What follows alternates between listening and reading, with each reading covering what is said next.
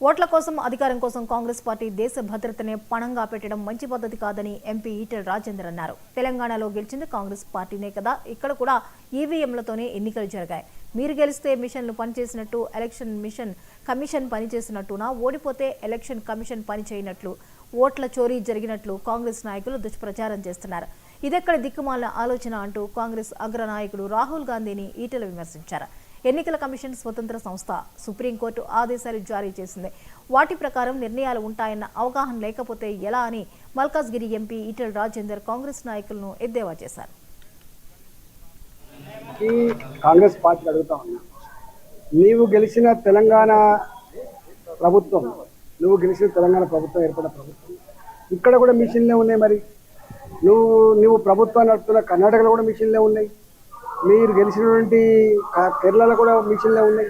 అంటే నీవు గెలిస్తేనేమో మిషన్లు పనిచేసినట్టు, ఎలక్షన్ కమిషన్ పనిచేసినట్టు, నీవు ఓడిపోతేనేమో ఎలక్షన్ కమిషన్ పనిచేయనట్టు, ఓట్ల చోరీ జరిగినట్టు.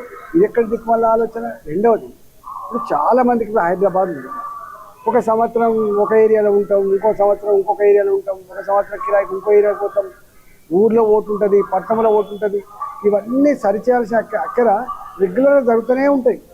ఈ ఓట్ల కొత్త నమోదు ప్రోగ్రాం కానీ, ఈ డబుల్ ఉన్న కాడ తీసేసుకునే ప్రోగ్రాం కానీ, ఈ నిరంతరంగా ఎలక్షన్ కమిషన్ చేసే ప్రక్రియ.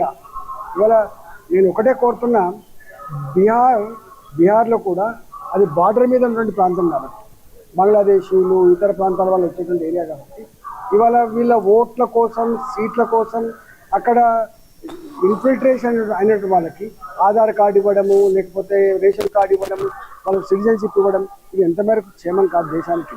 ఇవాళ రాజకీయాల కోసం, అధికారం కోసం దేశ భద్రతనే పనంగా పెడతా అంటే ఇది మంచి పద్ధతి కాదు.